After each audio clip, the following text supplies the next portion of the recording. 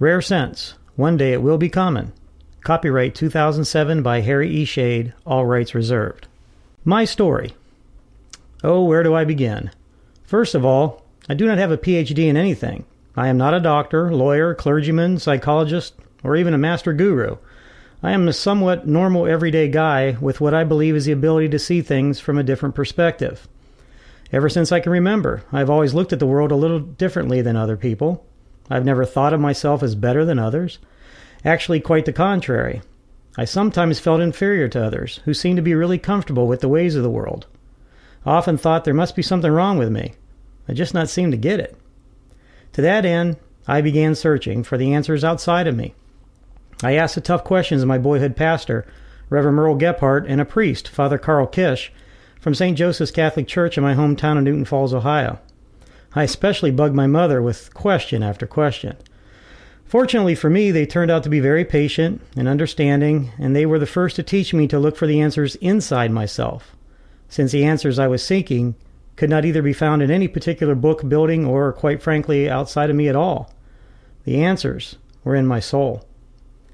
I have come to love and respect anyone who uses their God-given abilities. I'm working on it and growing ever more spiritual every day. You probably noticed I said spiritual and not religious. That's because I believe that being spiritual supersedes being religious. There I go again, seeing things a little bit differently, and that is what this book is all about. Looking at things from a spiritual or rare sense perspective, rather than any other way. Hopefully, I will either be able to touch a few lives with the material in this book, or at the very least get some others thinking a little bit differently and saying, aha! I really believe this is what our world needs today. We need different thinkers to continue to exert themselves even more. Maybe you've noticed all the books lately concerning spirituality. Do you think this is an accident? Hardly. We as a human race are at a crossroads. We can either change our world or perish with it. Now, this is not going to be some gloom and doom book, merely a different way of looking at things. I admit it, I have read and or listened to audio versions of many spiritual books over the past 30-plus years, and I truly believe that my spirit guides are helping me write this one. Remember, these are my thoughts and ideas on things, some perhaps original, though I doubt very many of them. Since we are all one and all come from God, we actually all have helped to write this book. Some thoughts and ideas are ones that I read and or heard elsewhere and are simply sharing with you in my own way. You can call me crazy. I will accept that because being crazy keeps me from going insane. To talk about spirituality, you have to actually be out of your mind. Now, like Walsh, Chopra, and others like them, I know I'm going to ruffle some feathers and downright tick some people off. Some may even call for my head, but that is okay, because they are exercising their free will by doing so. All I ask is that everyone that reads this book do so with an open mind. I am not trying to change anyone's religious beliefs, just perhaps get you to look at things a little bit differently. In the end, if you read this book and say, that guy is crazy, or a blasphemer, or worse, great, at least you expose yourself to some different ideas. However, if you are the type of person that sees the world differently than others, I hope this book helps confirm that there are others like you out there, and inspire you to continue to approach things from a perspective of rare sense. If you are the conventional type of person who sees things from a position of common sense, I hope this book can start you on a journey of incredible discovery and enlightenment. Before I close, I just want to say that my biggest hope is that this book will touch a lot of lives in a very special way. You see, I am on a spiritual journey also, and I believe that writing this book is something I need to do to help me along my way. Love and light to you all, Harry Shade. What is rare sense? It is a knowing deep in our souls as to whom we really are, spiritual beings in human form. It is an understanding that there is a higher intelligence at work in the universe, and that everything in the universe is perfect. There are no coincidences. We are creating everything. Every moment of every single day, we have the power to create our world anew. We choose how our life is going to go and how we are going to deal with its inevitable ups and downs. There is a lesson or experience in everything that has happened to us and is going to happen to us. The main point of it all, I believe, is to be thankful for everything in the world, the good and the bad, the ups and the downs, the left and the right, for it is all part of life. We should live each and every moment like it is our last on this earth, for we do not know how long we will be here. What is most important is not material things, but love. We are all equal in the eyes of the universe, No one person better than another, no one person more important than another. We need this planet to survive in this human form, and we also need each other. We are all going back to the same place once we leave Earth. People with rare sense do not need laws, commandments, or anything else for us to understand that we should be good to each other, that we should not kill, covet thy neighbor's wife, etc. We find such things to be highly redundant and totally unnecessary. We look at the world and see all the possibilities for good and love.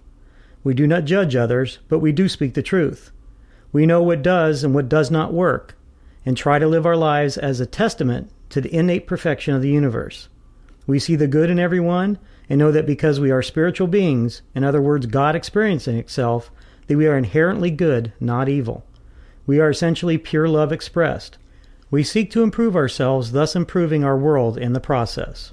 We do not try to control others. We do not use guilt to get what we want. We do not want power over others, but power with others. We know that giving and receiving are equally important, for we need both givers and receivers.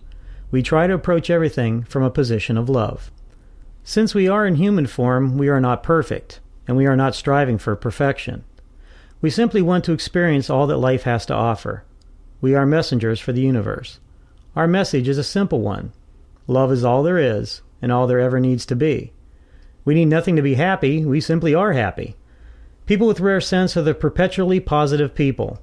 Our glasses are always half full, and every moment of every day brings new possibilities. We are the morning people that seem to drive some people crazy. We are literally out of our minds, because it is truly in this state that we can experience it all. Is it something we were born with? Absolutely. Everyone is born with rare sense, and some of us recognize it right away.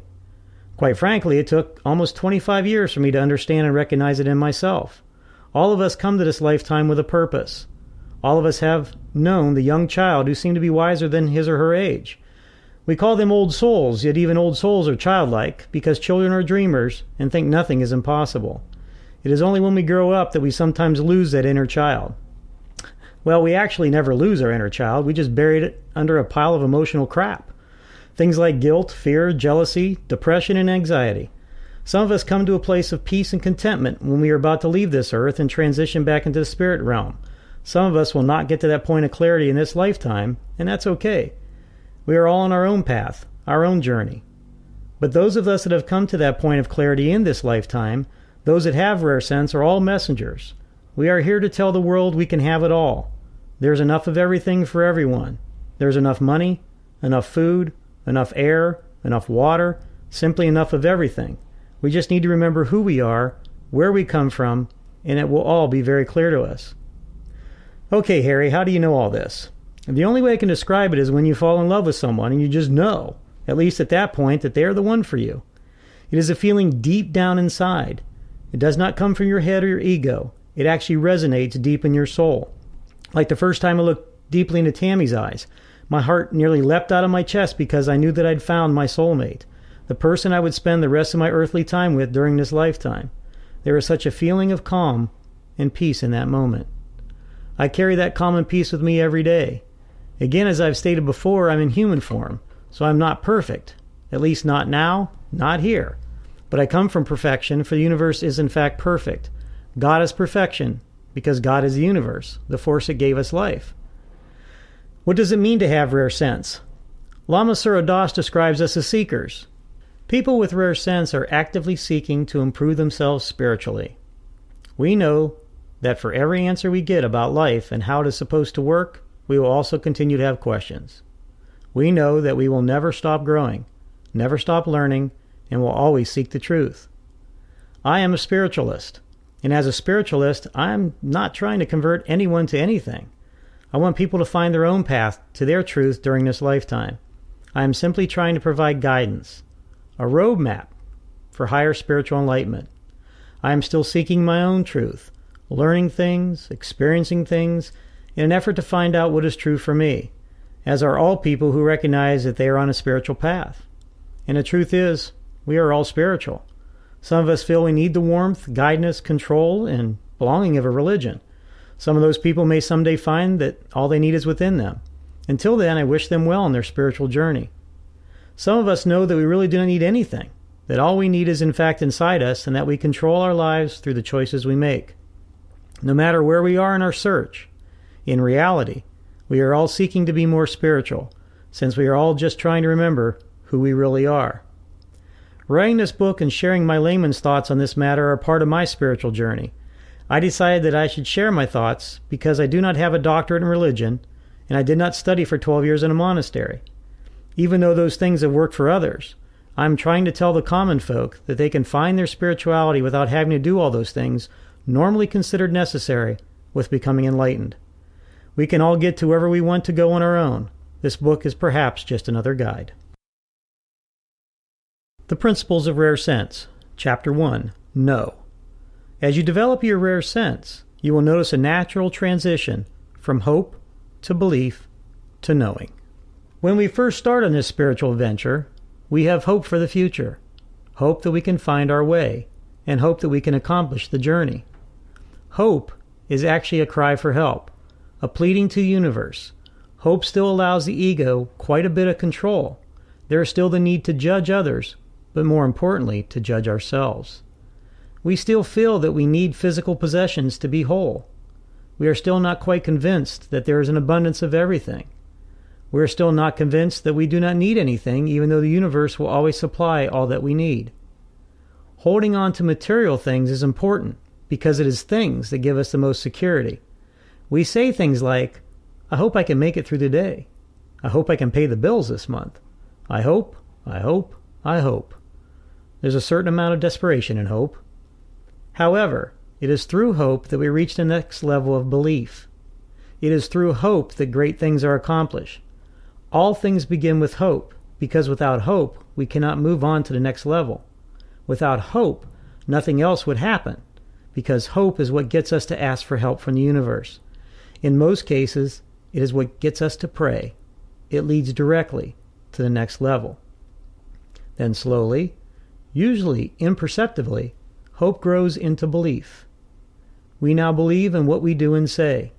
We believe in the future. We believe we can find our way. We believe in ourselves and others. We believe we can accomplish things. Our confidence grows. We have more conviction and more clarity. We can feel it inside. Doubt is being removed more and more, little by little. Things become easier. We are finding it less necessary or desirable to judge ourselves or others. Things that seemed so important just yesterday are starting to take on a less ominous role in our lives. A great book that I would recommend about believing is entitled, I'll See It When I Believe It, by Wayne Dyer. The old adage is, I'll believe it when I see it, but as Wayne Dyer so wonderfully puts it, we have to believe in it before we can ever truly see it. That's the way the universe works. Next we come into knowing, and when we reach this level, the whole universe opens up to us. We say aha a lot. Nothing is impossible. We have a total sense of peace and well-being. It is quite clear who we really are, a spiritual being in human form. We now live for the moment and make a life instead of a living. We know that we are responsible for all of it. We are creating life anew, every moment of every day. We know that we make the choices that control our destiny. We are our future. We understand the perfection of it all, how everything is interconnected, interdependent, and inseparable. In other words, it is all one within itself. There is no separation. Everything is a necessary part of the whole, and that whole is God expressing itself. Since there is no longer a need to judge because we are simply judging ourselves, life is all of it, the ups, the downs, the good, the bad, the highs and the lows. And we are creating all of it, and we are a part of it at the same time. Even at the stage of knowing, we are still in human form. We also understand that we have a lot more to learn and experience. The ego still tries in vain to exert some influence and from time to time succeeds, if for no other reason than to constantly remind us who we really are. These times come fewer and fewer between. For some, they disappear altogether, and for others, they are always there in some shape or manner, but we will notice them less and less. We will not give those moments any more of our time and effort than we know they deserve, which in fact is no time at all. We are not perfect when we are in human form. We know that. So perfection, once again, is not the goal here. The goal is to live life to the fullest, knowing that when this lifetime is done, we will return from whence we came into the bosom of the universe, where we will decide our next life and review the last one. It took me almost 35 years to get from hope to belief to knowing, and sometimes I still fall back. I still question the universe, for I too am still learning, and will be for the rest of my life. For me, the journey began as a teenager. I was just not comfortable with the answers I had been given up until then about religion, God, and the like. Most of it was too contradictory, or just did not make sense to me. How could God be on the one hand jealous and vengeful, and loving and caring on the other?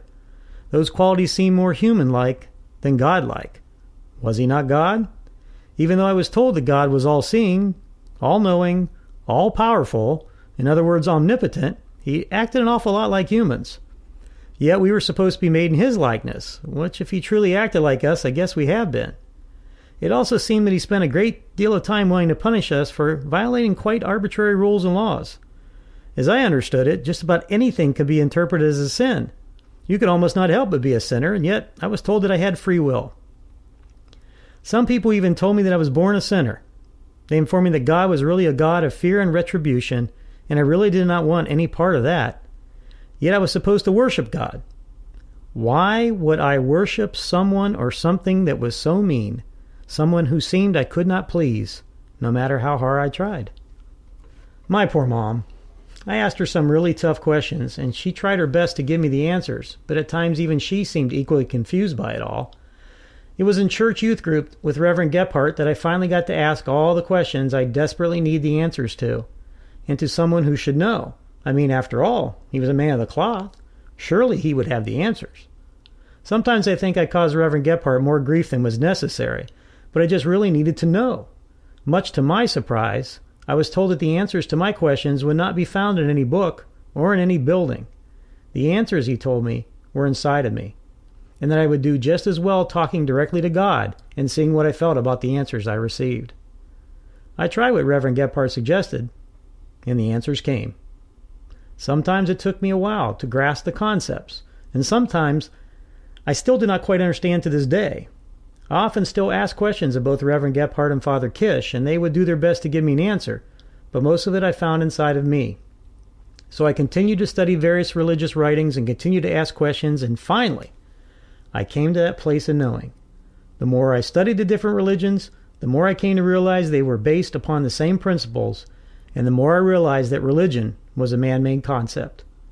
All along, prophets like Jesus, Buddha, and Muhammad were trying to tell us that we and God are one and the same. We have the power within us to decide how our lives are going to go. God does not want to punish us, for in fact God would be punishing God.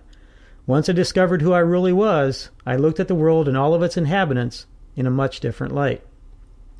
Now, getting to the point of knowing has not meant that my life has been perfect. In the overall scheme of things, it has been perfect since I'm creating it all.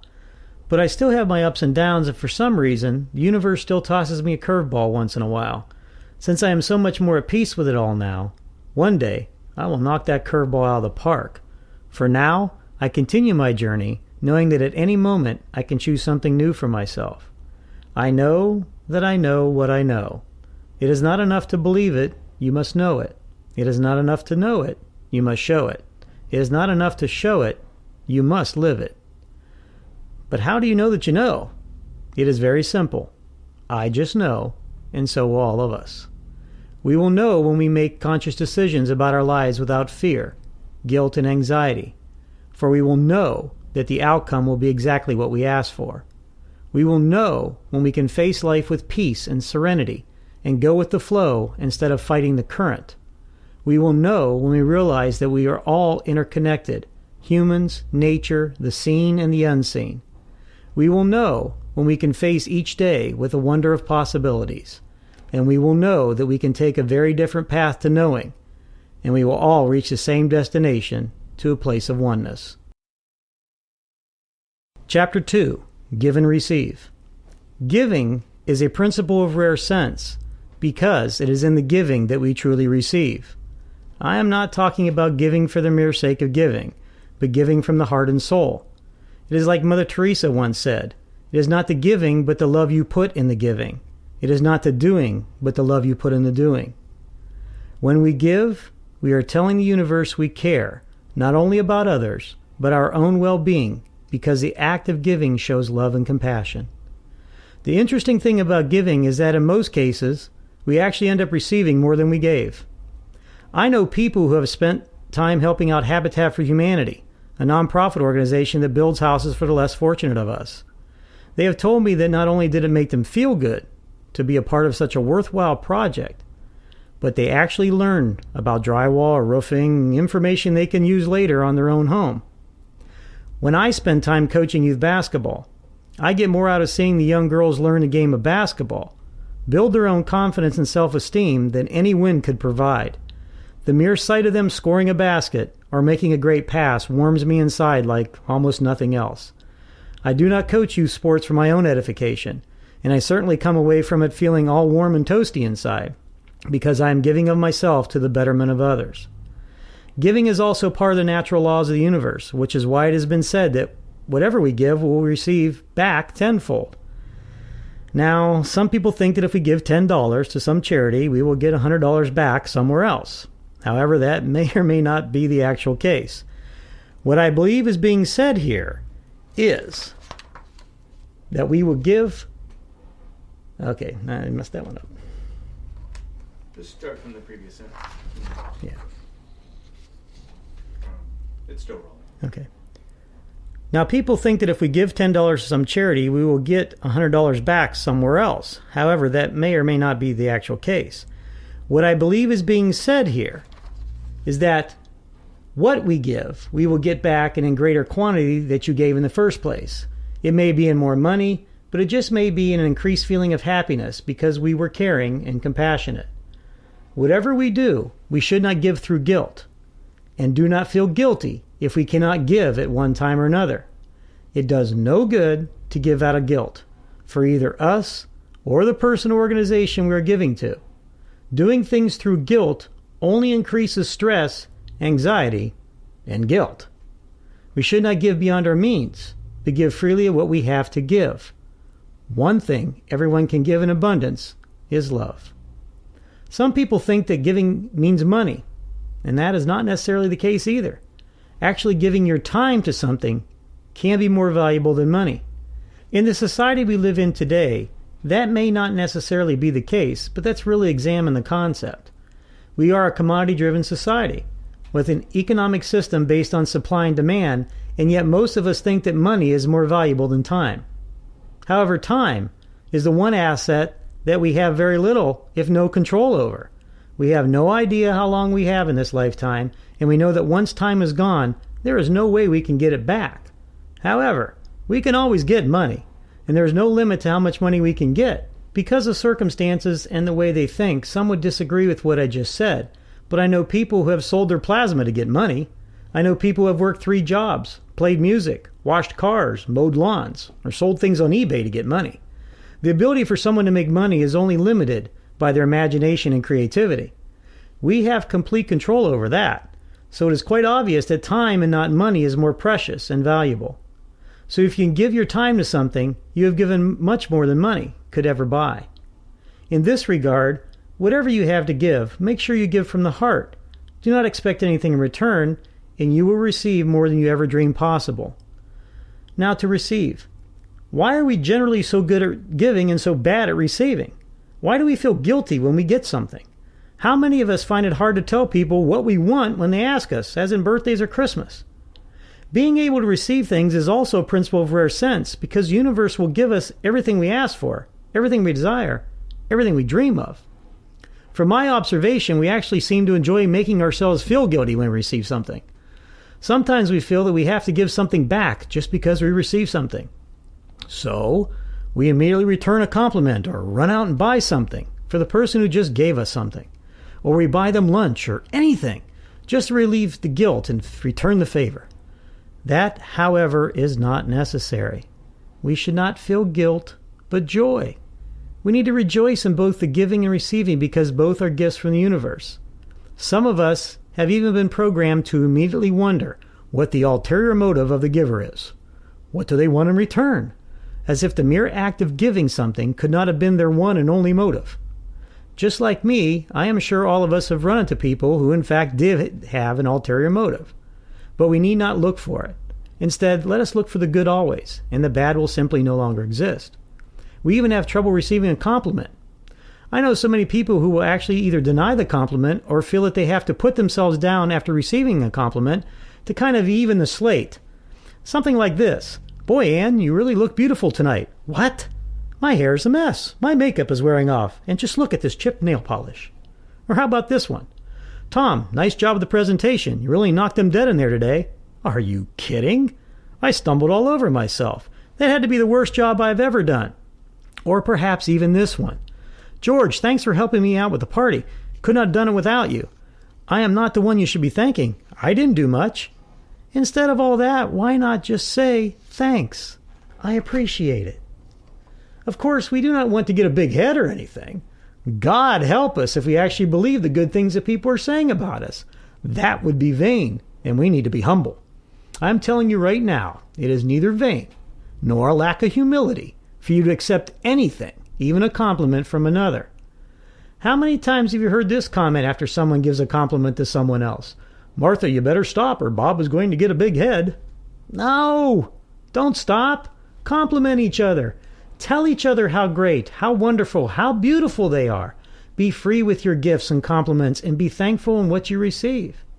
And when you receive a compliment or are given anything, accept it and receive it for the gift that it is. For to do less is to diminish the gift that you just received. And for God's sake, do not feel guilty when you receive something from another. Thank them and move on. I am quite certain that you will return the favor down the road. Accepting something that is given to you is the highest compliment you can return to the giver.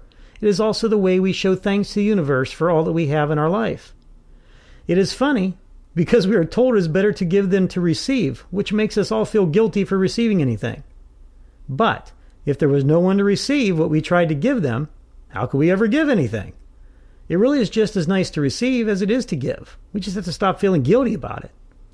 One way to help with guilt, if you must feel guilt, is to honor the giver by paying it forward.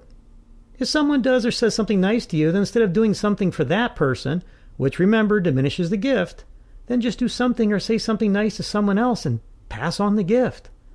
The bottom line is that both giving and receiving are just as important. For without receivers, there could be no givers. And without givers, there can be no receivers. In keeping with the laws of cause and effect, giving leads to receiving and vice versa. So both give and receive with a joyous heart, for in both you are showing love. Chapter 3. Create. Here is something that is hard for a lot of people to accept. We are creating it all. The good, the bad, the ups and downs, all of it. We decided before we ventured to this earth plane exactly what basic type of life we would lead, who our parents would be, what experiences we would have, all of it. We are in control and have to accept responsibility for it. Because we have that control, otherwise known as free will, we can also change our path, destiny, whatever we want to call it, by simply changing our minds. It is so simple, it is complicated. It is simple, but I did not say it was easy. But that is what the universe is, simplicity and complexity at the same time. Sometimes it is so simple that we say it cannot be the truth, because the universe has to be much deeper and complicated. We theorize, hypothesize, and philosophize, and come up with these complex systems to show how they all interact with one another, just to conclude that it is, in fact, all related, all one. As quantum physicists such as Deepak Chopra have said, all made from the same stuff. Look at how the interrelational dependency comes full circle to the ultimate reality. We are creating and have created it all from the beginning of time, and we will continue to do so. We are one with God or the universe, because we are all a part of the same whole. We are the universe, and the universe is us. We are inseparable. Let me demonstrate how we create our life. You see, thoughts are in fact creative. Want an example? Okay. Look around you and check out all the things you see. Were those things not once just a thought in someone's mind? And from that thought, did these things not take material form? Did we always have computers, toasters, microwaves, and polyester clothes? Did the dwelling you reside in always exist? How did the pyramids come into form? How about sailing ships and flying machines? Everything man made was once a thought, an idea, a dream, if you will. If you believe that God created the heavens and earth, even that had to begin as a thought in God's mind. We are creating our reality every day. When we wake up in the morning, by our mere thoughts, we can create whatever day we want. If we decide to be grouchy and mean-spirited, we will create a rotten day. Think happy and healthy, and have a wonderful day. Okay, so what if you're thinking happy, and the day is going well, but your boss yells at you and ruins the day? What about that? The answer? We choose how we are going to react to what happened, and if we allow it to ruin our good day, then that is totally up to us. We cannot blame it on our boss because we still create the reaction to the negative stimulus. You see, our thoughts are so powerful, they can shift our mood in an instant. We can go from happy to sad quicker than the speed of light, more like the speed of thought. Unless we think differently, this is us doing it. The universe gave us the ability and the free will to use our thoughts in any way we see fit. We have complete control over our thoughts and the actions they produce. Oh, great. So I guess what you're saying is that I have no one to blame but myself. No, what I'm saying is first get rid of blame, for blame is negative and unnecessary, whereas responsibility is positive. Take responsibility, then understand that if we do not like the way that something is going, we can simply change it by changing our thoughts about it. Do you not understand what a powerful thing this is? Our thoughts are creative, so use them to create the world and life that we truly deserve. And if this is what we feel we truly deserve, then it is not for me or anyone else to say that we chose wrong. It is up to us to decide. But if things are not going the way we feel they should, then do something about it. Or maybe do nothing. It is, after all, our choice. Okay, so my thoughts are creative, and I am responsible for them. If that is so, then why are you telling me that I'm doing it wrong? That the world is not the way it should be? I did not tell you that. I said that if we do not like the way it is going, then change it. And I'm giving suggestions how we might change it to fit what we want to experience as a spiritual being. If we want the world and people to be more spiritual, then we need to think more spiritually. If we choose to do that, then that is a life and world that we will create for ourselves. However, if life is not going the way we want it to, and we ask for guidance from someone else, and they tell us the truth, do not think they are being judgmental. They are simply pointing out what we asked them to tell us. Sometimes we even attack those very people from whom we seek help, mainly because we do not want to face the truth and take responsibility. It is so much easier to blame others when things go wrong. Like God actually said in the book Conversations with God, if you tell me you want to go to San Francisco and you are heading to San Jose, and I tell you so, am I judging you or simply pointing out that you're going the wrong way, given where you told me you want to go? One area that I'll get into at a later time involves creative thought in the media. I'm telling you right here and now that the world is in the mess that it is in because we are focused on the bad, not the good, the negative, not the positive, and the media can be one of the main culprits here. There are millions of good things that happen every day, yet all the media seems to want to focus on is the bad. The good things outweigh the bad 1,000,000 to 1, but they concentrate on the bad, and then try to blame us for it by saying that is what people want to hear about. Are they sure? Have you ever seen a newscast or news show where they concentrate on the positive things that happen day to day? When they advertise their show, do they highlight the good or bad stories? In most cases, probably 95% of the time, they highlight the bad. Why do drug dogs in the school make the front page, but the choir winning an award gets buried in the middle somewhere? Why does the vandalism of school buses hit the news, but the National Honor Society induction does not? For every decade since I can remember, which started in the 60s, why has the media claimed that the youth of America is bad? They have been wrong every time, and yet it perpetuates itself. You would think that those who grew up listening to this being said about them would want to change what they focus on. It is time for a major paradigm shift in the media. Let's start focusing on the good, the positive, the wonderful things that happen in a daily life, and we will create a world to reflect our thoughts. But if we continue to focus and think about the negative, that is exactly what we will continue to get. It is a simple thing, and everyone says that they want a better world, then why don't we do it?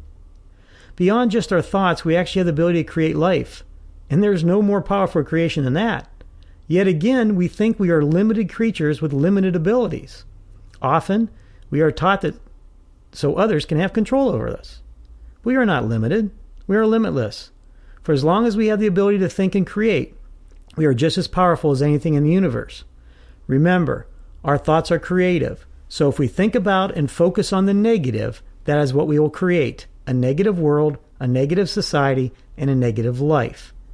It is high time we all started to focus on the beauty of nature and mankind, for it is in each and every mind we are creating our daily existence. If we want a world of love, peace, harmony, and compassion, we must think, love, peace, harmony, and compassion.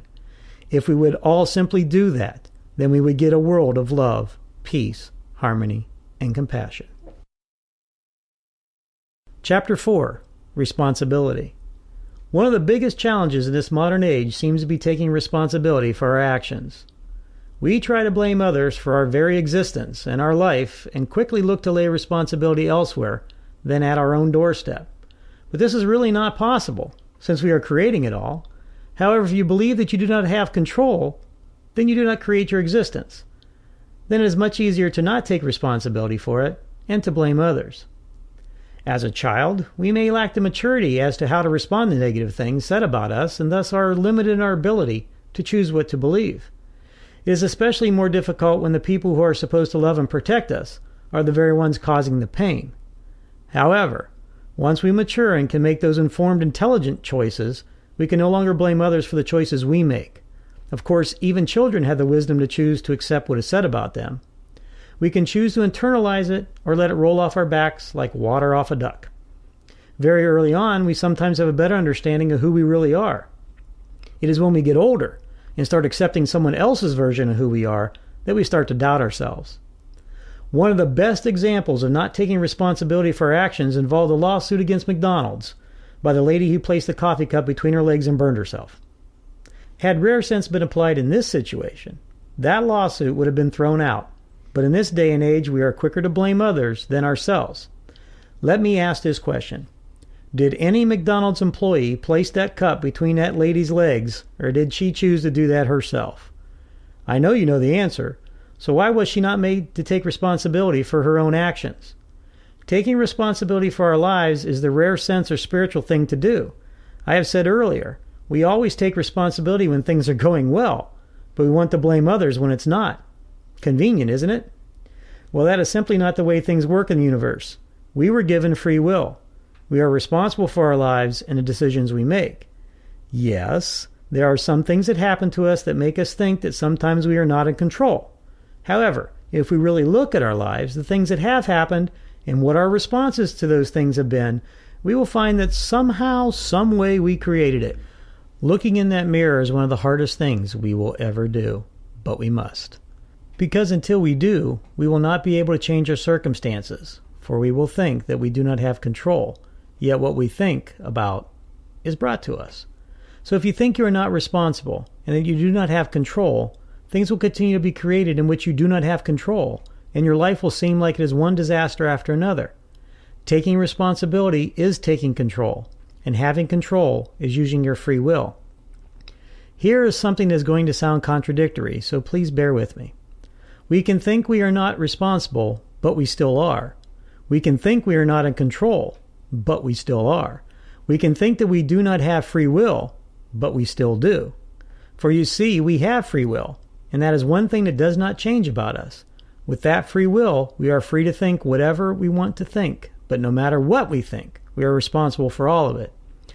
Either what happens to us or how we're going to react to it. And with that comes responsibility.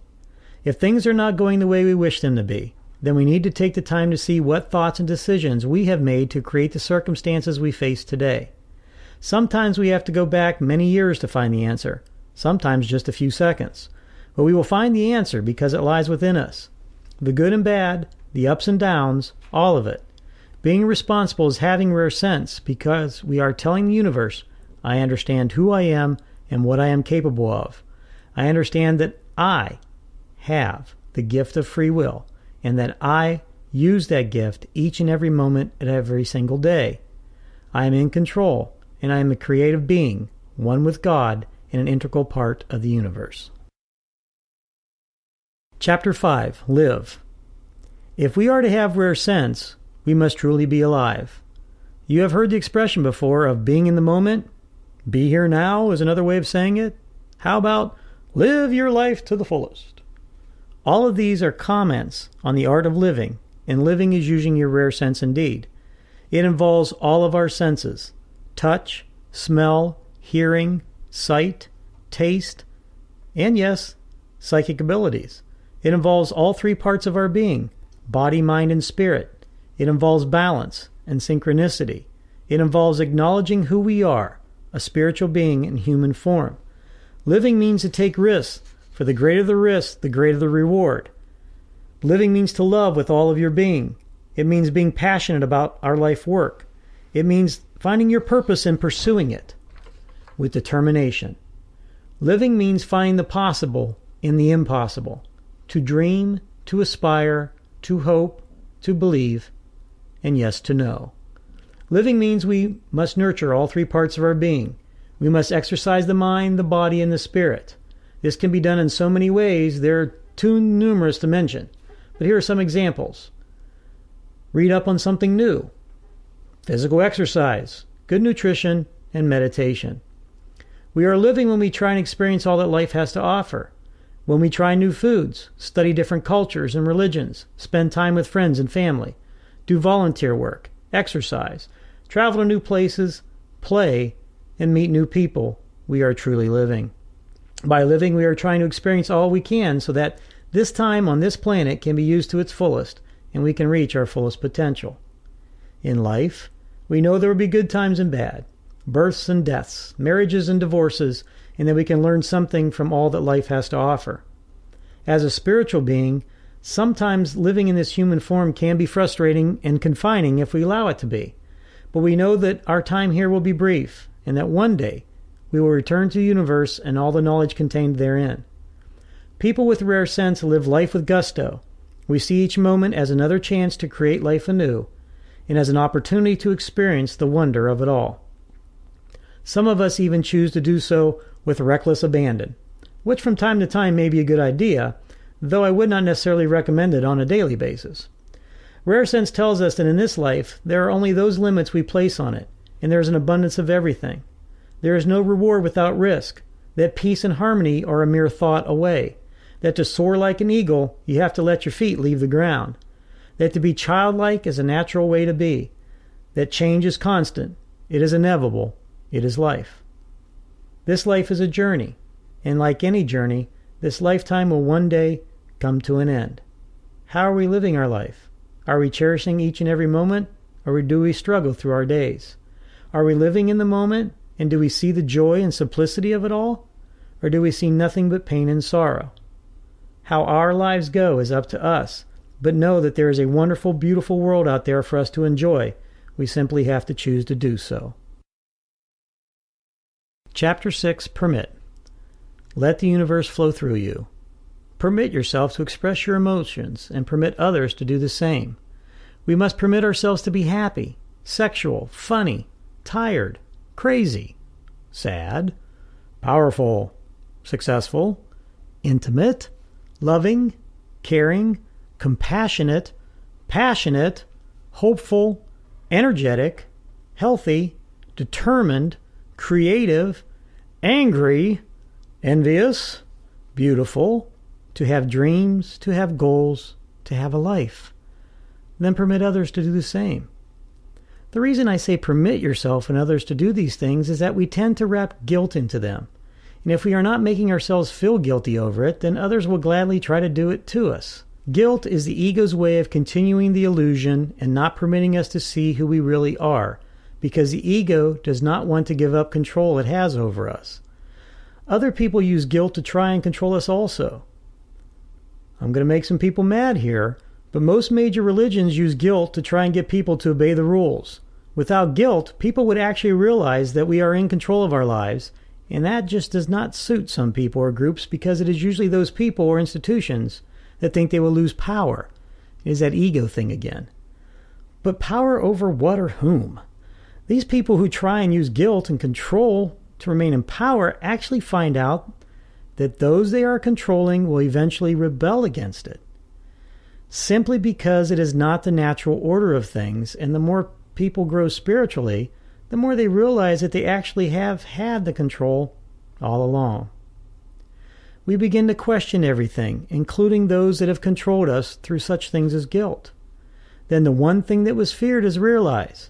They do lose power, and they created the situation to cause that to happen.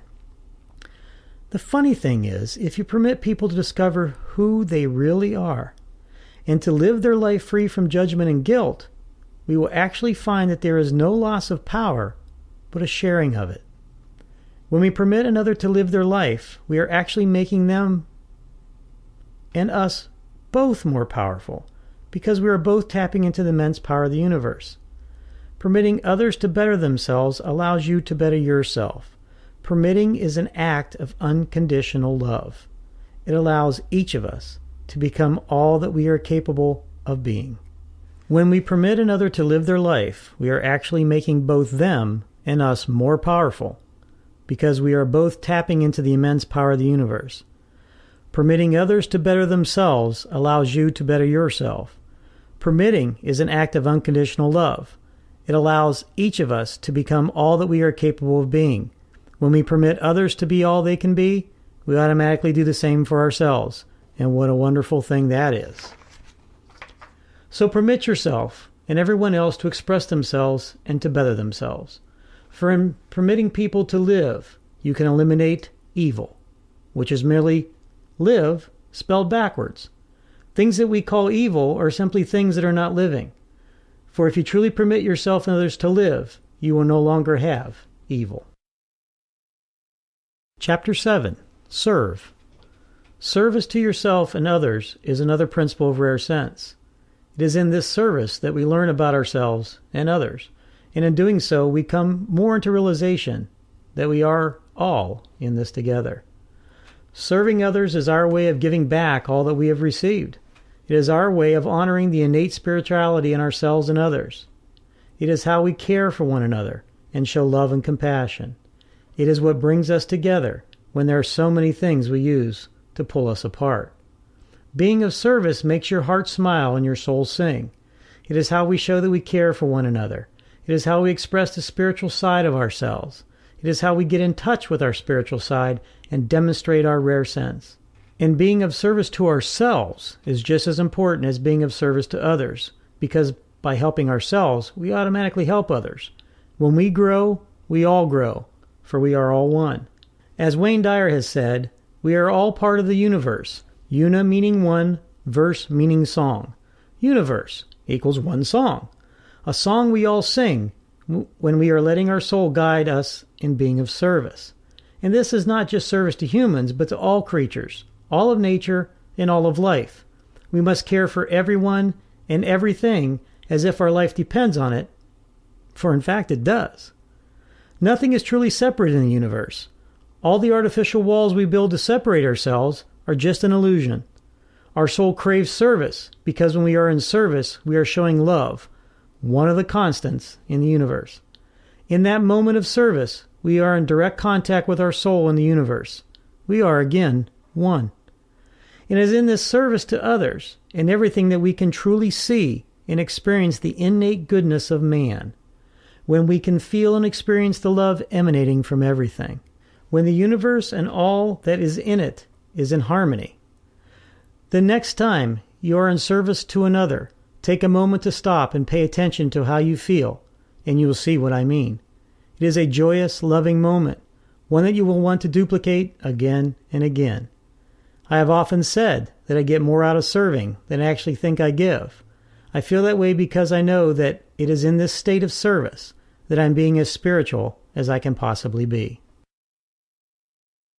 Chapter 8. Love and Compassion. There is something I want to say to begin this chapter that you have probably heard before, but it bears repeating here. Love is all there truly is. Everything else, it is an illusion that we create. We are pure love, pure light, pure energy. Before you can truly love another, you must first love yourself. Showing love to yourself is not a selfish act, it is a necessary one, because you are part and parcel of the universe just like everything else. So by loving yourself, you love God, for you are God. I believe it was stated something like this: man was made in the image and likeness of God. We are pure energy and pure love.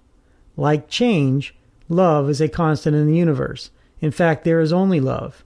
Everything else is an illusion designed to allow us to experience other things. We were born from love, and we shall return to love. There is no judgment day, no eternal damnation. Those are human constructs, not spiritual ones. God is not so petty as to withhold love and to punish us for disobeying his commands. Would you really want a God like that? It does not sound godlike, it sounds more human-like, which is actually what that is. Man, in trying to explain the universe, has also tried to put a human face on God with all the human misgivings and shortcomings. But if that were in fact the case, then God would not be God at all. No, love is what God is, always has been, and always will be. Every action of a human being comes from two different emotions, love or fear. And fear is nothing more than, as Wayne Dyer said, false evidence appearing real. Love truly does conquer all. Those that have had near-death experiences have reported practically the same experience. They were overwhelmed by the absolute powerful feeling of love. It came from everywhere and simply filled them up. A love like they had never experienced on earth, because it was a spiritual love, directly from God. In spirit form, we are love, for there is, quite frankly, nothing else to be. Unconditional love like that is hard to accomplish on this earth plane, because we are here to experience all that life has to offer, which means all the emotions and their opposites. The question is, are we able to make this earth plane one where unconditional love is the constant, as in the spirit world? I believe it is possible, and will one day happen. It will happen when we all discover who we really are. When will this happen? That is hard to say. We are still at a very primitive state, with us looking more at our differences and in fact finding differences to keep us apart. Teacher after teacher, prophet after prophet have tried to show us the way to being one again, and we have not come very far. I know it will happen one day. I just do not know when. This I can say. The teachers will keep coming and keep teaching until we finally get it. And when we do, all of heaven and earth will rejoice. Love is a glorious thing. When it is shared unconditionally, it is the most wonderful thing one can ever experience. The closest I have come to it thus far has been with my mother, brother, wife, and a few friends, and that has been wonderful enough. Now I try and approach every situation from a position of love, and I have found that things go a lot smoother, and the experience is much better. I am still working on loving everyone conditionally. I do this because I want to experience that sense of oneness with all, like I experience with a few. When I'm with those that I love unconditionally, it is the safest, most wonderful place to be. Sometimes it is like time stands still, or in fact the illusion of time is gone, for there is only bliss. Now that I have experienced this on the earth plane, from time to time, when I allow it to happen and try not to judge it, I want it all the time. So I know it is possible to change this world and make it a place of peace, harmony, and total love. I believe that if you can experience it anytime, you can experience it all the time. Let's make love our constant companion and watch the world change day by day. If we can simply approach things from a position of love, we will in fact have heaven on earth. Compassion. As people with rare sense, we know that having compassion for ourselves and all other beings in our universe means we have a true understanding that we are spiritual beings in human form. We know deep down in our souls that the plight of others is also our plight. Compassion shows us without a shadow of a doubt that we are all connected. We are all one. Compassion is another side of love. And since we are all one, showing compassion for others is also showing compassion for ourselves. Compassion is what gets us to volunteer at the soup kitchen, for Meals on Wheels, or at the local shelter. It is what gets us to donate to charities and speak out against injustice. Being compassionate allows our spirit to soar and soul to sing. When we are being compassionate, we cannot help but feel wonderful, for we are helping others, and any time we help others, it just feels good. In fact, showing compassion is just another way of expressing love. Compassion assists us in understanding each other because it opens communication. When someone else sees that you're being compassionate towards them, they feel the love radiating from you, and it helps them to want to connect. People with rare sense are compassionate people, which makes us excellent listeners, and listening is the most important part of communication. And we do not just listen with our ears, but with our entire body. Compassionate people listen with their very souls. Some people say that compassion is a human weakness instead of a strength. I don't know about you, but I actually feel sorry for people who feel this way because they are disconnected from the universe, and that has to be painful. I remember a story that most of you probably have heard since it has been passed around through emails for some time. It is a story about the little boy who is walking down the beach, tossing starfish back into the water. A man sees him and approaches the little boy. The man tells him that it's a waste of time and it could not possibly matter since there are so many starfish, and he was the only person helping them, and he could not possibly help them all. But the little boy simply picked up another starfish, tossed it back into the ocean, and stated, "Matter to that one." That, my friend, is being compassionate. It did not matter he could not help all of them. He simply wanted to help and do what he could. If we all showed the same compassion as that little boy, I dare to say we would change the world and probably save a lot more starfish. Showing compassion is not just for us human beings. We need to show compassion for all living things, for we are connected to them too. One is not exclusive of the other. Chapter 9, Forgive. Forgiveness. What a beautiful thing. It is the ultimate expression of love, for in forgiveness we tell ourselves and the world that we have compassion. Forgiving oneself and others takes a great burden off our shoulders. All the anger, hurt, resentment, and guilt that was weighing us down simply vanishes when we choose to forgive. Like other things that I have written about in this book, we want to start by forgiving ourselves for the perceived transgressions we have committed both against ourselves and others. These acts carry such a heavy burden that they can affect all aspects of our lives, from our health to our mental state to our spiritual state. By forgiving others, we can cleanse our soul and start anew. We understand that we are in human form and not perfect. We are going to make choices that do not work for us, and when we recognize that we have made a choice that does not work, through forgiveness we can say, "That's okay. Let me choose differently." Through forgiveness, we tell ourselves that we are still a loving, caring, and compassionate human being, capable of making mistakes, but also just as capable to correct them. It forces us to take responsibility for our own choices, but also to see that we do have the ability to create everything anew with different choices. Forgiveness puts the power and control squarely back onto us. When we forgive ourselves, we are truly loving ourselves and acknowledging our spirit. Once we can forgive ourselves, then we can take the next step and forgive others. As it says in the Lord's Prayer, "Forgive us our trespasses, as we forgive those who trespass against us." As I stated earlier, forgiving others for their transgressions allows us to take back both the control and power in our lives. As long as we hold a grudge or resentment of others for what they did to us, we continue to give power to both that person and that event to have some control over our lives. The more we dwell on a transgression, the more we conjure up the old emotional injury, which in turn continues to give it life. This can suck the very power out of us and places it back to the person who caused the transgression. To break this vicious and quite damaging cycle, all we have to do is forgive that person and move on. This does not mean that the event did not occur, but this simple act drains it of all its power to continue to injure us. Without the power to control or do damage, we can begin the healing process and move on. Is it easy? Yes and no. Depending on the degree of emotional attachment we have to the situation, It may take a while to truly forgive, but if we focus on love, compassion, and goodness, we will find it easier and easier to do. It took me a while to forgive my father for what I perceived was transgressions on his part by not being a quote-unquote good father to me. We did not talk for several years, and I harbored a deep-seated anger over his incapacity to express love.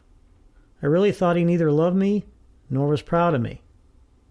Unfortunately, it was not until he passed from this earth plane that I learned the truth. Once I did, I found the strength to forgive him, and in turn learned a lot about myself and him in the process.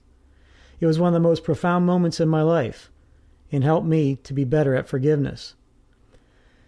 It made it much easier to forgive my first wife for her perceived transgressions in our marriage, as well as to forgive myself for the choices I made, like choosing to marry her in the first place. It allowed me to take the control and power back.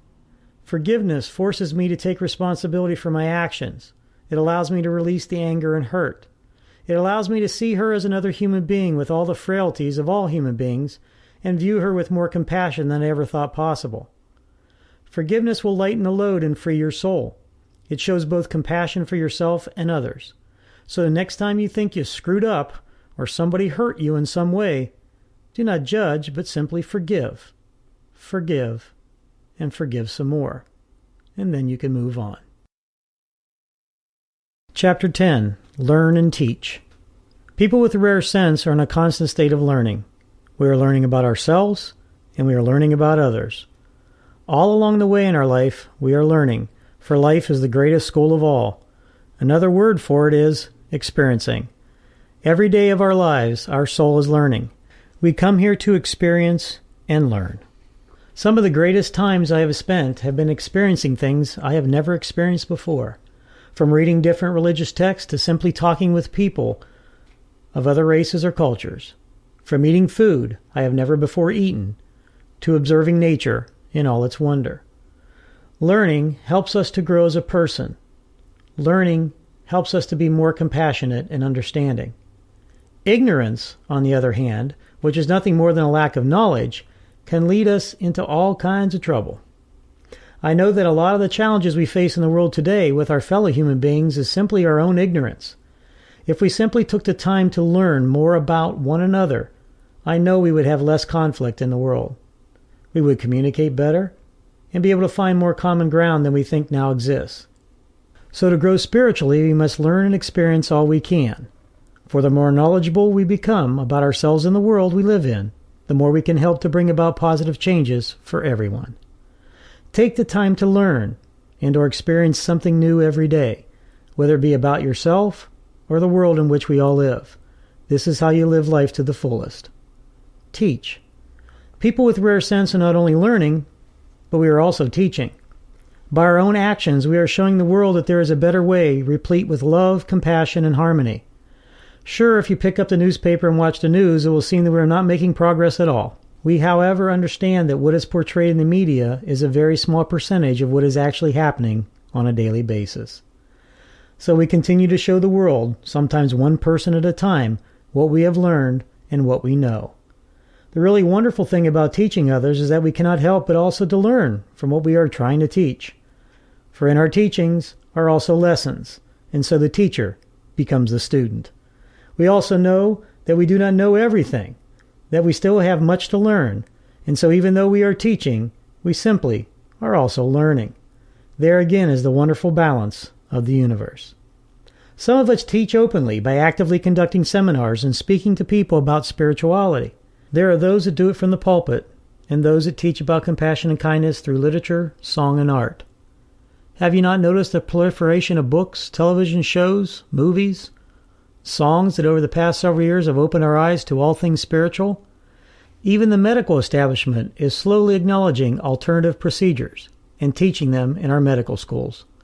Eastern and Western medicine is slowly merging into a cohesive system and changing the very foundation of medicine. Most of us simply teach others about love, compassion, and harmony through the actions of our daily lives, by doing random acts of kindness, volunteering to help others, or simply passing on the ideals of love, compassion, and harmony to our children. Both methods are quite effective, and will lead all of us to the same place, a world where love will rule the day, a world where compassion is king and harmony is queen, a world where there is a balance of the male and female energies, a world of peace and prosperity, where no one is persecuted simply because they are different, a world where everyone has the basic necessities of life and no one goes without shelter or food. This is what we are teaching through our spiritual actions. We are creating a better world by simply showing the world a better way to live. Everyone, and I mean everyone, is a teacher as well as a student. We equally share the responsibility of both roles, and as long as we accept and acknowledge both roles, we will continue to grow together and create a world in which we and our future generations will want to live. Chapter 11, Trust. People with rare sense trust themselves. We trust our intuition, and we trust the universe. We know that everything happens for a reason, and we trust the decisions and choices we have made in our lives, because we know that those choices have created the experiences we've had, and know those experiences were necessary for us in this lifetime. We have a trust that comes from knowing who we are, and quite frankly, what we know. A trust that is rooted deeply in our souls, and that is unshakable and unending. In fact, everyone is born with it. We trust in the wisdom and abundance of the universe, for we know that it is also unending. Those with a lack of trust in themselves and the universe have forgotten where we came from and who we are. We have allowed the opinions of others to influence how we see the world. We have learned to be distrustful, but we can learn to trust again. It is our job to teach and show each other the way. We were born with a trustful nature. We trusted our parents would care for and love us. The only way we can become distrustful is to learn not to trust. But just as we can learn not to trust, we can learn to trust again. Trust in this day and age can be hard to regain for those without rare sense. As a society, we have lost trust in our political leaders, when it is evident they do not have everyone's best interest at heart, but merely their own. We have lost trust in a political system that doesn't include all political parties and all people, but welcomes special interest money and the influence that comes with it.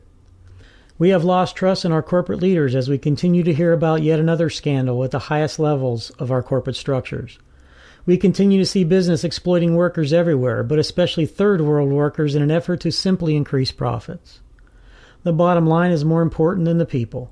But what these so-called leaders fail to see is that without the workers, they would be nowhere. Trust is not a component of a corporate culture that through its very actions breeds distrust. How is it then that companies that do support the workers and see their true values still are making a profit? The leaders of these companies have rare sense, and year after year they are named the best companies in the world to work for. We have lost trust in our religious leaders and institutions as sex scandals have rocked the very foundation of at least one major religion. Further, we have lost faith and trust in religious institutions that continue to preach about a God that is both vengeful and loving, and continue to focus more on the rules than on the very people they are trying to lead. We have lost trust in leaders and institutions that continue to preach separateness and not togetherness. They continue to try and justify the killing of people based upon some religious writings, and ignoring the basic fundamental teachings of all religions, that of love, compassion, and charity. Trust once lost is hard to get back, especially for those who are looking to the very institutions described above for guidance and getting nothing but contradiction. Trust is hard to come by in a society where the media reports focus almost entirely on the bad things that happen and almost totally ignore the good, which actually is more of what happens over 90% of the time each day. Trust is lacking where sensationalism is more important than fact. How do we learn to trust again? We need to start inside and start trusting our intuition, our gut feelings, our instincts, whatever you want to call it. It is the universe communicating with us. And when we are distrustful, we then ignore the very message coming from the universe. It must start there. We must have faith and know that we create the environment in which we live. So if we want to change that environment, we must begin by changing ourselves. That begins when we trust ourselves, because by trusting ourselves, we trust the universe. Why do people with rare sense have trust when everything seems to go against it? It is because, as I stated earlier, we know what the truth is. And we know that for us, trust is as natural as breathing.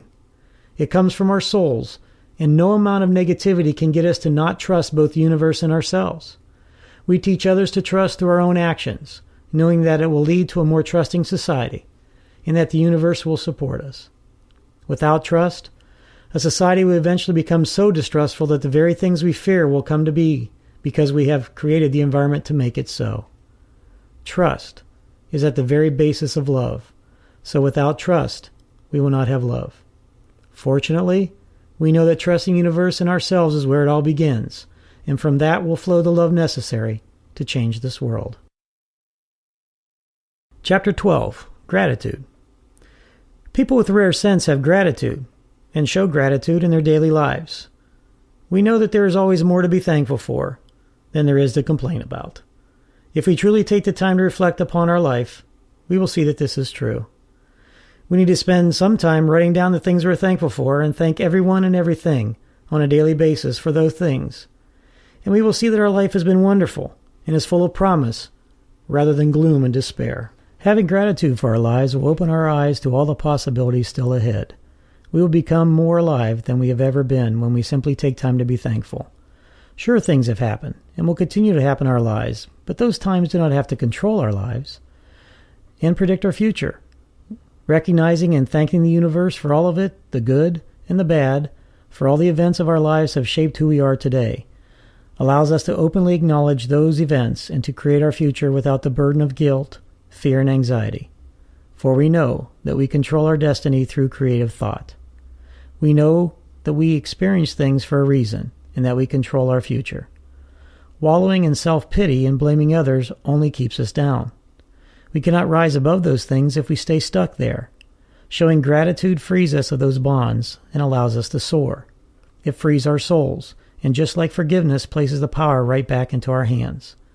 When we say a prayer of gratitude, we are acknowledging to the universe that we are on a spiritual path, and that everything and anything that has happened to us was of our own creation, and that the future is full of possibilities and is under our control.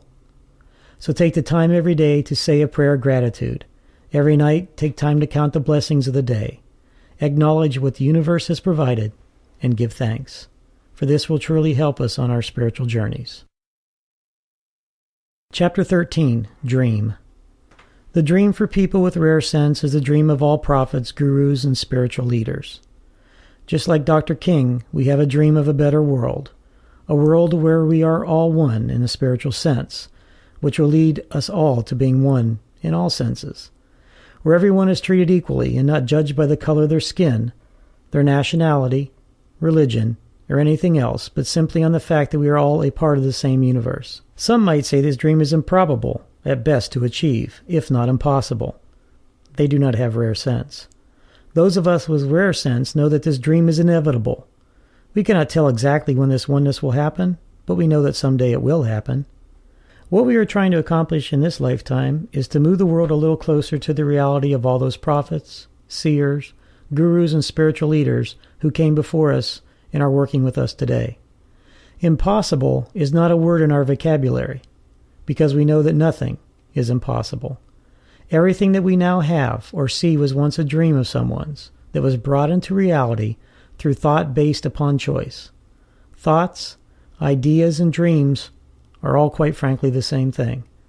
The forefathers of the United States had a dream of a country where everyone was equal, everyone mattered, and no one should be judged. They had rare sense.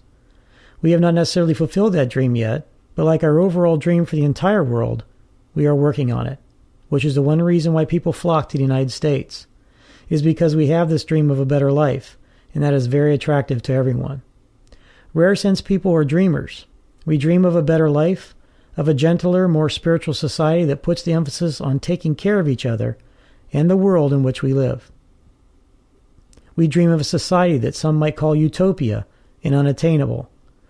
They do not have rare sense. We dream because we know that the universe will give us whatever we ask for. And dreaming is another way of asking for what we know is attainable, for the universe is abundance. Now, some might say that we spend way too much time dreaming. Our answer to them is we spend time on things that we know are going to produce results. We also know that to be truly alive, you must dream. Those who do not dream are not fully participating in this lifetime, for dreams are part of the creative process. And where would we be without dreamers? Everything you see around you was at one time a dream, a thought, an idea. The type of dreams I'm talking about are just another thought, another idea. We are a different kind of dreamer. We are not your stereotypical daydreamer, even though we dream all the time. What makes us different is we dream with a purpose. We dream because we know that dreams are where it all begins, which is creation. Since our thoughts are creative, so then are our dreams. I am not necessarily talking about the dreams we have while we sleep, even though they too are part of the process. I am talking about our dreams that lead us to better ourselves and our society. Dreams of world peace, dreams of ending hunger, eradicating disease, abolishing war. People with rare sense are constantly working on this dream through their thoughts, actions, and deeds, most of which you never hear about, but then we are not looking for publicity or praise. We are simply doing what we inherently know to be right. We are following our universal dream and doing our best to teach and show others that we can realize our dream if we simply live it every day. Ours is a dream of oneness, wholeness, peace and harmony, and though we are in human form, we are still spiritual beings. Our souls know all the secrets of the universe, and we know that to make our dream a reality, we simply must live it. You may ask how I know that this dream can become reality, and I say to you, look around and observe. It is already coming about. The world is getting smaller, communication faster, knowledge freer. No longer can those trying to perpetuate disharmony, dysfunction, and disinformation hide from the view of the world. The information is out. The disharmony revealed. Just 50 years ago, word about what was happening in Europe and Japan was slow in getting out. People intent on harming others had the advantage of time. They could perpetuate their acts, and the world did not find out about it for quite a while, if at all. Today, this happens very rarely, for communication is lightning fast and available to more and more people. The bad things happening behind the Iron Curtain were concealed behind that wall until the internet came into being. Information replaced disinformation. The truth was revealed. Once truth is brought to light, it can never be contained again. Those of us with rare sense know that the dream will become reality because the truth is getting out, and you cannot stop truth. Even the terrorists of today know that they cannot stop the truth about their actions and their intent. This is why they become more violent, for they are desperate. They know that eventually truth will win out, and when that happens, all their attempts at control and fear will be lost. Then they will lose the power they so desperately seek, power that was never really power at all, for true power lies within the dream of oneness and love of one another. It never has nor never will lie in fear and intimidation. Our dream is the promise of the universe. Our dream has oneness and love as its goal. Our dream seeks to help, seeks to encourage, seeks to support, seeks to build, and seeks to embrace. This is the dream of oneness. This is the dream of people with rare sense. In this dream, we will make a reality. Chapter 14, Harmony. Harmony, balance, and equality. Different words with similar meanings. When speaking of these things, I am not only talking about the harmony in nature, but the harmony of our thoughts. When we are in harmony with nature and in balance with our thoughts, and we treat everyone and everything equally, we are acting and thinking with rare sense. The universe has balance to it, where every action creates a reaction. Nature, when left alone and not disturbed, is in harmony with itself. Everything that is needed is provided. When we treat one another equally, we are in balance with the universe and in harmony with nature. Now, I am probably going to get the ire up with some of what I'm about to say, but that is what this is all about. I'm trying to get you to think in a different, albeit rare sense way. We give lip service to human rights. We give lip service concerning equality. We say the right things, but do not back them up with action. We all want harmony, balance, and equality as long as we do not lose anything ourselves. If having those things means giving up anything we currently have, we find some reason why it will not be so good after all. We have not found reasoning through rare sense, but rather through earthly things. A truly spiritual person, one with rare sense, understands that for everyone to truly be equal, for us to have harmony and balance in this world, we all have to agree that no one person deserves more than another. Whoa, wait a minute. Is that not socialism or communism you're talking about? Hardly. I'm talking about harmony, balance, and equality, and if you notice what I actually said, it was that no one person deserves more than another. I did not say that you could not have more than another. I said they didn't deserve more than another. Now, if one person has more than another through their own efforts, but at the same time does everything they can to make sure everyone has enough of what they need, and in turn they still have more, then spiritually they know and are practicing rare sense and contributing to the harmony, balance, and equality we say we are seeking. As long as we understand that every human being deserves to be treated equally, then we will not think we are better than another. We will treat everyone with respect, compassion, and love. You see, it is not harmony, balance, and equality in physical things that I'm talking about. It is in how we treat one another. Too many of us actually think we are better than others and deserve more than others, and that is just not true. You reap what you sow. If you want a society that values human rights, start treating everyone equally. If you want a world without war, start living in harmony with one another. If you want a world without hunger, create balance. Understand that no one deserves more, and we will be on our way as a society to curing many, many woes. Our egos tell us differently, but ego is not spirit. If you simply listen to your soul, you will see that what I'm saying is true. It even feels right. Why do we feel so good when we share and give back to others? Because our soul knows that when we share and treat each other equally, we are being as spiritual as possible. It makes our soul jump for joy.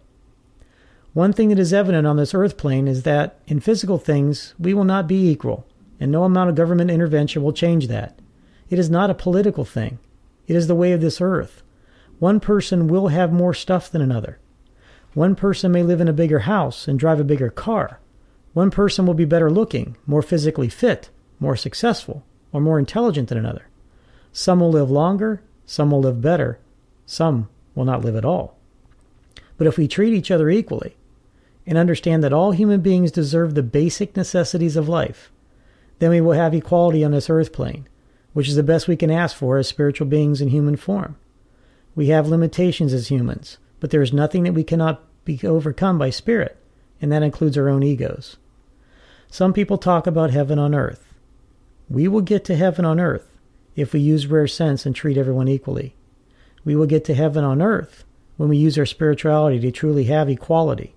It will not matter how much money we have, what religion we are, where we live, or how we dress.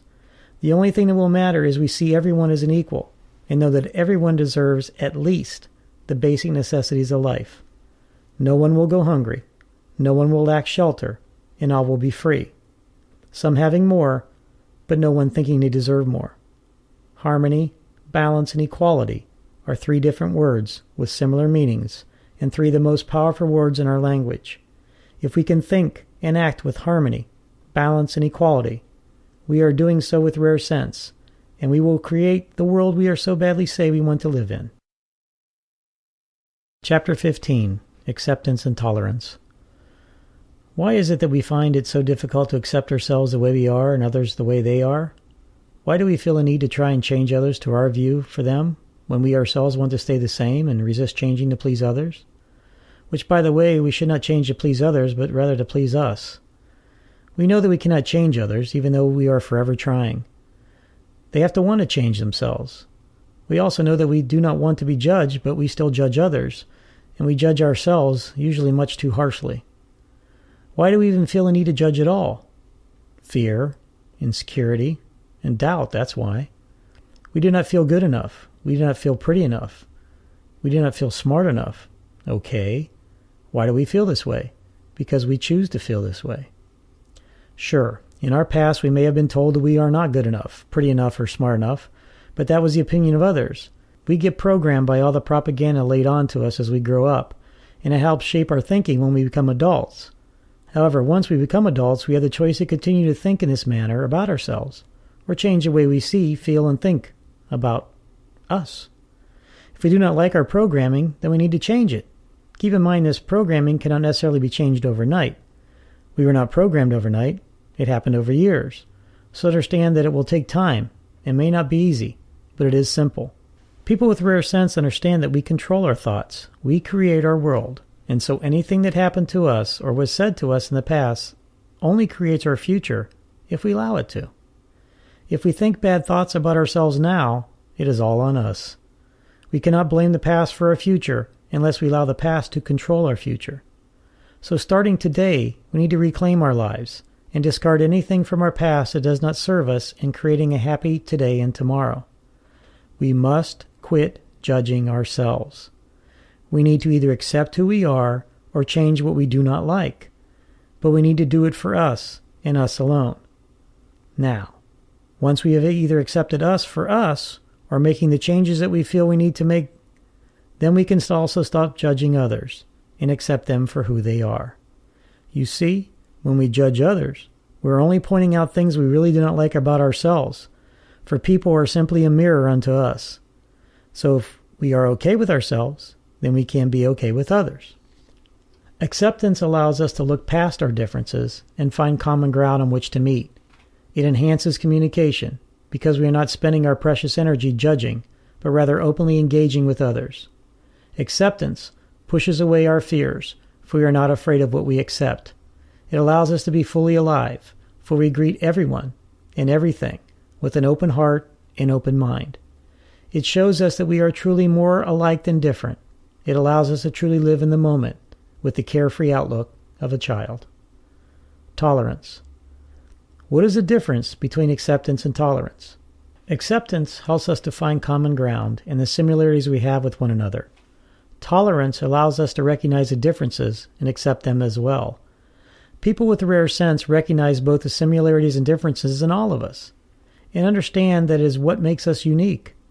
So, in essence, we recognize the whole person and celebrate each other for who we are, not who we wish them to be. Tolerance is what the Founding Fathers had in mind when they created the framework for the United States. By allowing for personal expression through freedom of speech and freedom of religion. When we show tolerance, we are living in spirit, for again, there can be no judging if we are truly tolerant of others. Tolerance also exposes and destroys ignorance, for the more we learn about the differences we possess, the more tolerant we become of one another. For even in our differences, we will find common ground. Take religion, for example. If we truly take the time to learn the teachings of all major religions, we will find they are all based in love. Just by learning, we cast away fear and doubt, and replace ignorance with knowledge. In doing so, we cannot be influenced by those who would use fear to keep us separate from one another. They cannot use fear, for we are not afraid of the known, but rather the unknown. Once we know the truth, fear and doubt can no longer control us. If we want the world to change for the better, then we have to become more accepting and more tolerant. The world is a mirror for our thoughts. If our thoughts come from fear, we will get things that frighten us. We have to find where we are the same and where we are different, and then take the time to learn the truth about one another. And we have to start inside of us. When we become more accepting and tolerant of ourselves, we can then begin to do the same outside of ourselves. It is through finding the truth that we'll truly and finally be free of all the fear and doubt we have and begin to create a better world and a more promising future. We are all in this together, and the more together we become, the more we can, as it is said, create heaven on earth. For being accepting and tolerant is another part of loving, and when we love, we create a world full of love. Ignorance, hate, fear, and doubt cannot live in this type of world, for the light of love replaces the darkness. Chapter 16, Passion. When working on what the final chapter should be, I decided it should be about passion. People with rare sense live their lives with passion, for we know that passion is a driving force of life. It is the fuel that drives the engine. It is the elixir of life. If we do not have passion in our lives, we are simply going through the motions, and that is not living at all. We were not put on this earth to simply take up space and air. Each of us has talents unique to ourselves, and we are truly living when we enthusiastically share those talents with the world. We cannot help but to be excited about life if we are full of passion. We cannot help but to be full of energy if we have passion. We will only accept working in a job we love if we are working on what we are passionate about. The funny thing is, if we work from our passions, it will not be work at all, for passion makes it exhilarating to be alive. The challenges in our lives will not be insurmountable if we have passion. When we live a life of passion, we will see possibilities where once we saw only obstacles. When we are passionate and clear about what we want to do with our lives, doors will automatically open to us. The universe works on energy, and passion is like nuclear fuel, powerful and renewable. We will work harder, play more, share more, and love deeper. Our whole view of the world and its inhabitants will change when we live a life of passion. Living from passion is what people with rare sense do because we know that is the only way to truly live. In my case, my passion has always been about helping others. From the time I was in high school, my classmates sought me out to help them solve their problems, especially with relationships. It was something I carried into adulthood and love to do even today. I love helping others become the highest and best they can be, which in turn actually helps me become a better person. I found my passion early on in life, and I lived it every day in the jobs I had. However, there was a time very recently when I stopped working on what I was passionate about and changed careers. It does not matter what career it was, it simply did not fulfill my passions. We can't be passionate about any job. It is an individual thing. It turned out that my life became less rewarding, and I was miserable. I was trying to fit into a career for all the wrong reasons, and I knew it. I was even unable to write because I just could not find the words. When I was working from my passions, the words simply flowed, and once I turned off my passion, it was like I was disconnected from the universe. The passion slowly drained from my life. I thought I would be helping others, but it just did not turn out that way. The focus of this career turned out to be more money-oriented than helping others. Do not get me wrong, making money is good, but helping others is good also, and that was missing. I knew there had to be a way to combine my passion with making money, and so I did a lot of introspection and reading. 2 books that I highly recommend for this process are The Passion Test by Janet and Chris Atwood and The Millionaire Mind by T. Harv Eker. It felt that I was simply chasing money and not focusing on helping others, and now I know I can have and do both. Now that I'm back on track, I have actually been able to write the last few chapters of this book, and the passion is back. That is one beautiful thing about passion. It never really goes away. You just have to tap into it. I have once again, and now I can live my passions by finishing this book and getting on with helping others. Tap into passion, and you tap into the universe. Conclusion. Through our thoughts, words, and deeds, we create our world and our experiences of this lifetime. We chose it before we came to this earth plane, and we continue to exercise our free will forever. Life is not the beginning, and death the ending, for there is no beginning or ending. We are eternal, forever, unending. We are in control, and as much as we humans would like to blame others when things do not go the way we had hoped, we are surely only blaming ourselves, for we are all one. We need to face each day knowing who we are and what we can do.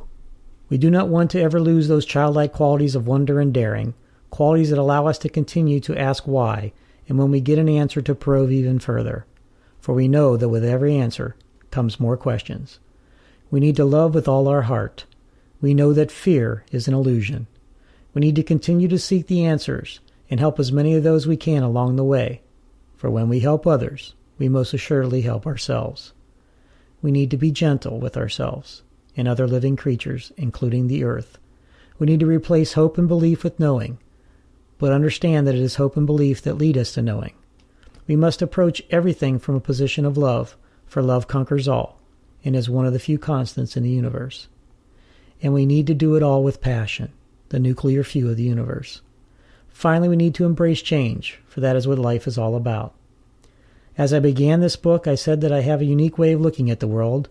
In the end, after going through the process of writing this book, I have discovered that my view is really not so unique, for many others have written about the same things that I have. I guess I'm just putting them in my own words.